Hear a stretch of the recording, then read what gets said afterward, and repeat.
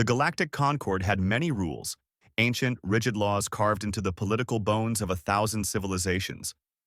But none of those laws had prepared them for humanity. Not truly. Not for the species that made promises like sacred oaths, remembered debts across generations, and reacted to injustice with terrifying, relentless unity. Admiral Catherine of the Valen Dominion learned this the hard way. He remembered the moment distinctly. The night his fleet raided a tiny, unremarkable human colony called Evermere. His orders were simple. Strip the planet of resources, take hostages to discourage human expansion, and leave no trace of Valen involvement. The Concord would blame pirates. They always did. But there were witnesses, children. Catharin had underestimated humans before, but never like this. He thought they would mourn, rebuild, and move on. Instead, they whispered a single promise. We will repay this. And when humans repaid a debt, the entire galaxy trembled. 20 years later, Grand Admiral Talia Rowan stood at the helm of the Terran Vanguard flagship Resolute Dawn, the largest and most advanced warship humanity had ever constructed. The bridge hummed with quiet intensity, an orchestra of controlled fury. Admiral, her comm officer spoke, voice tight. We've entered Valen space. Their border fleets have scattered. They're not even putting up a formation. Talia nodded calmly. They know why we're here. She had been 15 during the Evermere raid. She remembered the bodies, the smoke, the terrified faces of the surviving children who hid in the caves for days. Her little brother Milo hadn't survived. Humanity hadn't forgotten. Humanity never forgot. And today, humanity had come to repay a debt. The Concord Emergency Council. They're mobilizing every ship? The Lithari senator's crystalline voice cracked. Every ship, confirmed the Draven War Master, his stone-like hide turning darker with dread. The humans have unified all 12 of their planetary factions. Even the Sol separatists have joined them. That's impossible. They haven't united like this in over 2 centuries.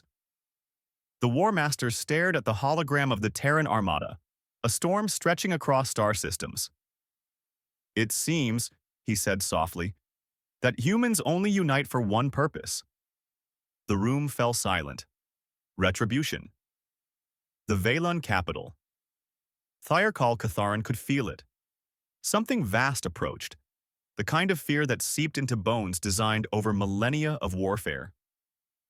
The Valen Dominion was no stranger to violence, but this was a force driven not by conquest, not by greed, but by memory, a debt 20 years overdue.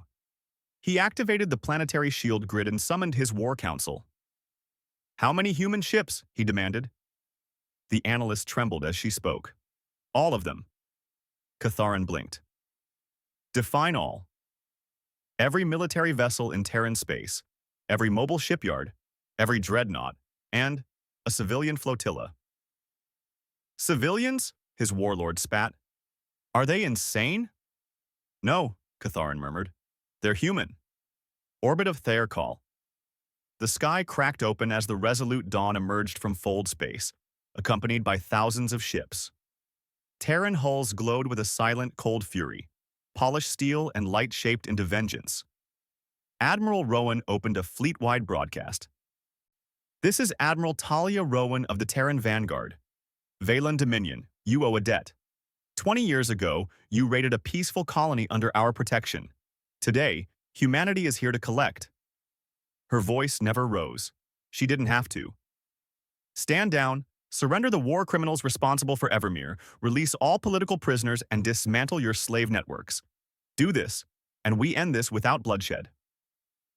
The Valen Council's reply came seconds later. We refuse, Catharin snarled. You cannot dictate terms to a sovereign power. Talia sighed.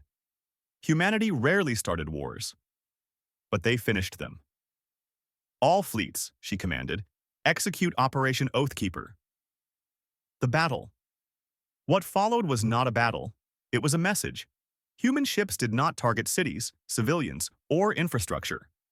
They didn't scorch planets or cripple economies. No. Humans attacked only military assets, disabling them with terrifying precision. EMP lances neutralized Valen cruisers in seconds. Grappler drones tore engines from assault frigates.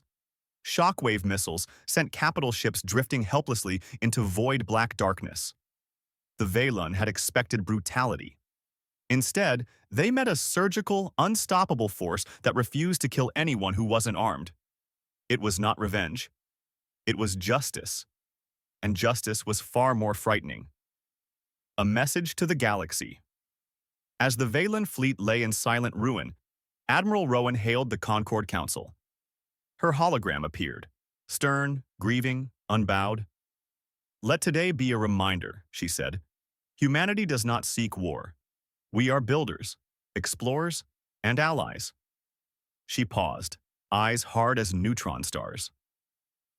"But if you harm our people, if you break your treaties, if you attack our children," the camera panned behind her to show the disabled Valen armada, dozens of dreadnoughts drifting like broken teeth. "We will repay the debt in full." The message spread faster than any fleet. Across the galaxy, empires reevaluated ancient grudges. Pirate clans quietly rerouted trade routes to avoid Terran patrols. Even the isolationist Carthun sent flowers, actual flowers, to the Terran embassy. Not out of fear, out of respect. For the first time in galactic history, the Conquered added a new rule to its charter. Do not provoke humanity. Aftermath. On Evermere, rebuilt, thriving, stronger than before, the children who had once hidden in caves now studied star maps of peaceful trade routes. Talia Rowan visited the memorial where her brother's name was etched in silver. She placed her gloved hand on it and whispered, "It's done, Milo. The debt is paid." And somewhere in the quiet hum of the rebuilt colony, the galaxy seemed to exhale.